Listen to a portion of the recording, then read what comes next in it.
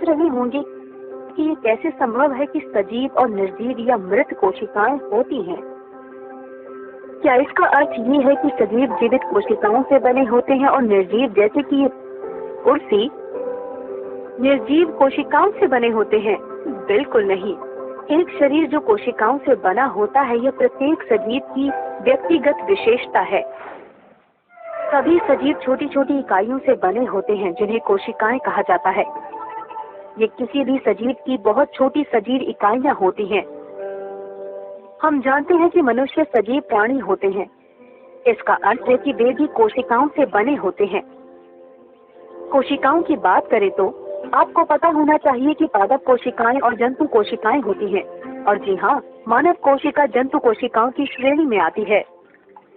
इससे पहले कि हम आगे बढ़ें, आपको यह जानना होगा कि कुछ जीव केवल एक कोशिका से बने होते हैं, जबकि कुछ अनेक कोशिकाओं से बने होते हैं। क्या कोशिकाओं के बारे में जानना दिलचस्प नहीं है? आइए अमीबा जैसे सूक्ष्म जीव से शुरू करते हैं। यह केवल एक कोशिका से बना हुआ होता है। ऐसे जीव को एक कोशिकीय जीव कहा जाता है और इसे एकल कोशिकीय जीव के रूप में भी जाना जाता है। यह मूलभूत गतिविधियां करता है। यह भोजन के छोटे कणों को निगलकर अपना भोजन करता है। इसके बाद उत्पन्न अपशिष्ट को शरीर से बाहर निकाल देता है। यह सूक्ष्म जीव भी एक स्थान से दूसरे स्थान पर गति करता है। सभी सजीवों की तरह ये उद्दीपन के प्रति अनुक्रिया करता है और प्रजनन करता है। जीवाणुओं और नील हरित शैवाल भी एक कोशिकीय जीव होते हैं। कई कोशिकाओं वाले जीवों को बहुकोशिकीय जीव कहा जाता है। पादप और जंतु बहुकोशिकीय जीव होते हैं। मनुष्य भी बहुकोशिकीय जीव होते हैं, जिनमें कई लाख कोशिकाएं होती हैं और ये कोशिकाएं विभिन्न प्रकार की होती हैं। उदाहरण के लिए रक्त में विभिन्न कोशिकाएं होती हैं, जैसे लाल रक्त कोशिकाएं और श्वेत रक्त कोशिकाएं। वास्तव में संपूर्ण मानव शरीर कोशिकाओं से बना होता है, लेकिन ये कोशिकाएं वास्तव में मानव शरीर में क्या कर रही हैं? आइए देखें। प्रत्येक कोशिका का एक निश्चित कार्य होता है।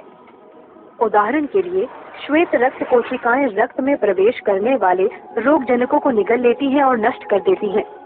हृदय की मांसपेशियों की कोशिकाएं सिकुड़ती और शिथिल होती हैं और इस प्रकार हृदय को शरीर में रक्त पहुंचाने के लिए सक्षम बनाती हैं। इसी तरह मस्तिष्क की कोशिकाएं आवेगों के संचालन का एक निश्चित कार्य करती हैं।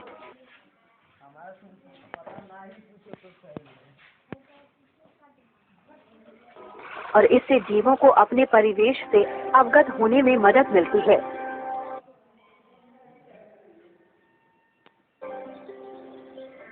कोशिकाएं सरल संरचनाएं नहीं होती हैं। अगर हम एक कोशिका को देखें तो उसका एक आवर्धित दृश्य इस तरह दिखेगा। प्रत्येक कोशिका के भाग होते हैं और उन्हें कोशिकांग कहते हैं। इन सभी कोशिकांग के निश्चित नाम होते हैं और ये निश्चित कार्य करते हैं। उदाहरण के लिए ये सूत्र कणिका हैं। ये ऊर्जा का उत्पादन करते हैं। और यह एक गोल्जिकाय है, एक अद्भुत सूक्ष्म कोशिकांग है जो कोशिका में उपयोगी पदार्थों का संग्रह और परिवहन करता है। अब आप जो देख रहे हैं वह कोशिकांग के साथ एक जंतु कोशिका है। इसी प्रकार यह पादप कोशिका का एक नमूना है जिसके विभिन्न भाग होते हैं। क्योंकि हम सजीव कोशिका के बारे में बात कर रहे हैं, आप समझेंगे कि सभी सजीव वस्तुओं की तरह कोशिकाएं भी अपने जैसी और कोशिकाएं बनाती हैं। सारांश में सजीव एक या एक से अधिक कोशिकाओं से बना होता है जो जीवित इकाइयां होती है। एक कोशिकीय जीव केवल एक कोशिका से बना होता है।